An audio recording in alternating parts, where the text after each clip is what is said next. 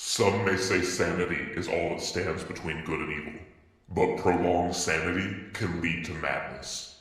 This is Clara's story.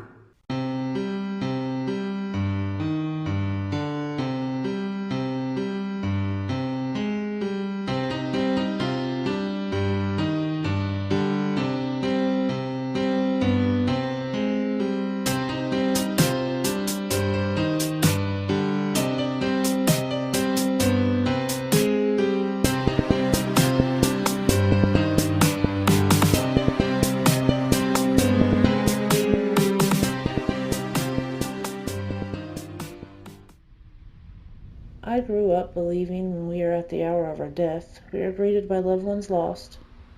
I've lost my fair share of loved ones, and here I am tied to this tree, all alone. This could mean one of two things.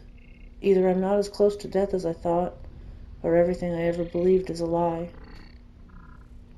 I can't be sure, but I feel as if time runs differently in the nether. How long ago was I captured and tied to this tree? Hours? Weeks? Only minutes ago? I have no way of figuring it out. All I know is that it feels like I've been here forever. And to make a bad situation worse, I can sense the creatures in this place, lurking, waiting just out of my eyesight. Will they come for me while I'm still alive, or be patient until I've died of exposure, or dehydration, or starvation? I should be trying to think of a way to get myself out of here, but all I can think about is what the things making those sounds look like, and what it will feel like when they pick the flesh from my bones. I guess it really doesn't matter. I've accepted my death. Yeah, I did that a long time ago.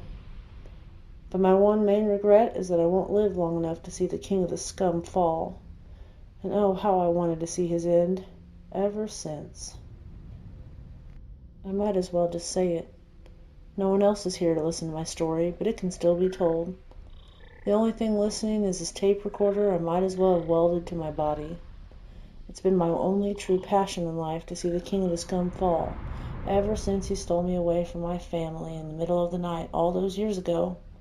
He thinks I don't remember, or maybe he just doesn't care if I remember or not. But I do remember. I remember every blood-curdling scream and bone-crunching moment of the night he himself came for me. And why? Because he was preparing for his future, that's why. The thing about the king of the scum is that there's no denying his power, but the host bodies he takes up residence in can't handle that power. And it's not long before he's hunting for a new one, trying to find someone young enough and strong enough to not die the moment he takes over. If he's lucky, he can hold on to a host for a few weeks, maybe a few months, and then that host withers and dies and he has to find a new one. The king of the scum took me as a kid, killed my family, and then decided to hide me away until later.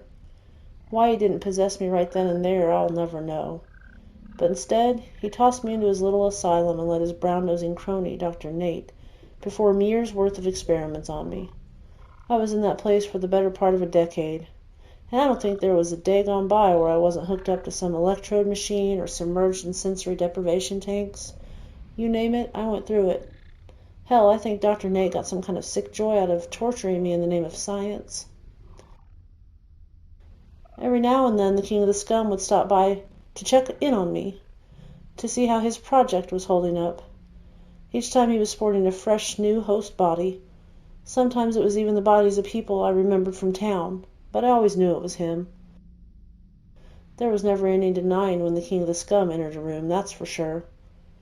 My breaking point, though, the moment that made me pledge my own life to ensure his death, well, that was when he showed up at the hospital to check on me as...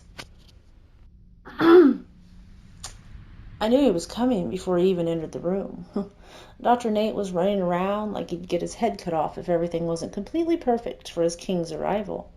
And truth be told, he probably would have. And truth be told, Dr. Nate was the closest thing I had to a parent during those years, as evil as he was. So him getting decapitated wasn't at the top of my list of things I wanted to see. When the king of the scum showed up that day, even Dr. Nate tried to convince him he shouldn't come in to see me. Of course, I didn't know why at the time, but the second he walked through the door, a somber and sympathetic Dr. Nate on his coattails, I figured it out. The king of the scum was wearing my mother as a host. I thought he'd killed her the night he took me, but he must have been keeping her alive, waiting for the right moment to possess her. My father, on the other hand, I don't know what happened to him, but I knew I'd never see him, dead or alive, again. I know I'm not right, Battle Babies. I know you know too, and now you know why. Something in me snapped that day, and if we're being honest, I don't think a single one of you can blame me for it. We've all been hurt by the King of the Scum at some time or another. But I've been his personal punching bag and pincushion for years. But if you beat a dog long enough, it might just lose control and bite back one day. And to think, the last time I saw my mother, it was just her walking, talking shell with the King of the Scum crammed inside. I saw her, him, it, a couple more times in the following weeks. But each time, my mother's body looked more haggard and decomposed than the time before. But the last time, she was barely recognizable. It was obvious she'd been dead for a while, but it still hurt to see her that way over and over again. It wasn't too long after that, a week, maybe two, before Otto and I escaped from the asylum. It's funny, we shared the same personal hell for a while, and I didn't even know who he was until I started hearing his recordings.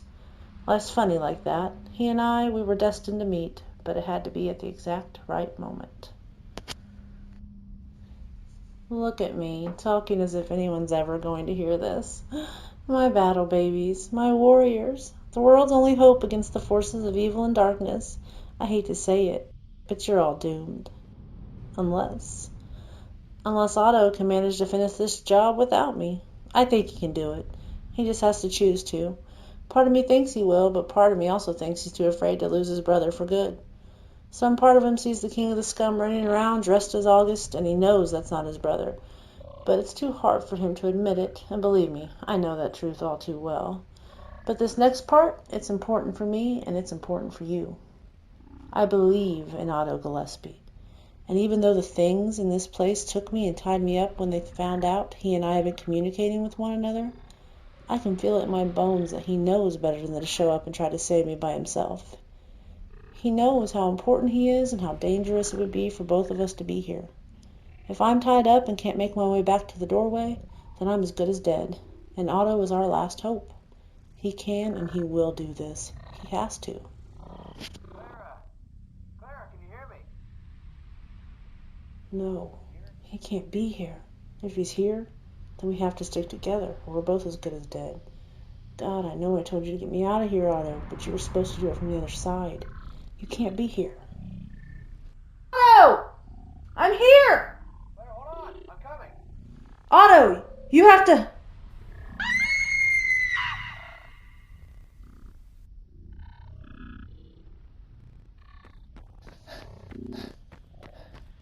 Oh my God, Clara, you have no idea how good it is to see you. How did you get tied up like this? Who did this to you? Otto, you don't understand. You shouldn't have come. Shut up, don't be stupid. Okay, as soon as I get you untied, we're making a run for that door, alright? We're both gonna make it back to Dead Oaks. Imagine me anxious to get back to that place. You don't understand. They knew you'd come for me. This is a trap, Otto. It's a trap for you. Who knew? Otto, they're coming. We have to go. The door's this way. We can make it if we run. Otto, you shouldn't be here. How could you have put everything at risk to rescue me? How could you be so stupid? None of that matters now. I couldn't have lived with myself if I hadn't at least tried to get you back. And let's face it, we've both been pretty much as good as dead for a while now. What's the difference between the King of the Scum killing us and whatever the hell those things are doing it for him? The difference is if we both die, then there's no one left to fight the king. He wins. Checkmate. End of story. Fiend. Not exactly no one. What are you talking about? There's no time. We've got backup on our side. I can see the doorway up ahead. Those things are closing in on us. We're gonna have to sprint top speed. No looking back. Otto, it's not going to work. Now's not the time for negativity, Clara. You have the tape?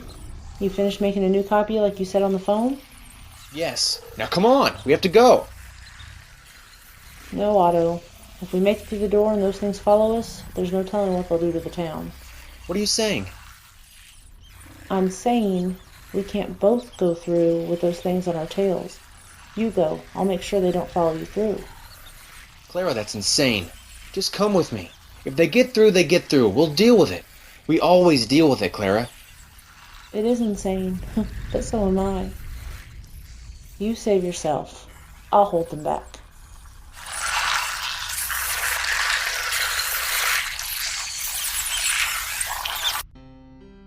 We hope you enjoyed your stay in Dead Oaks. Today's episode, Clara's Story, was written by Christopher Waltz.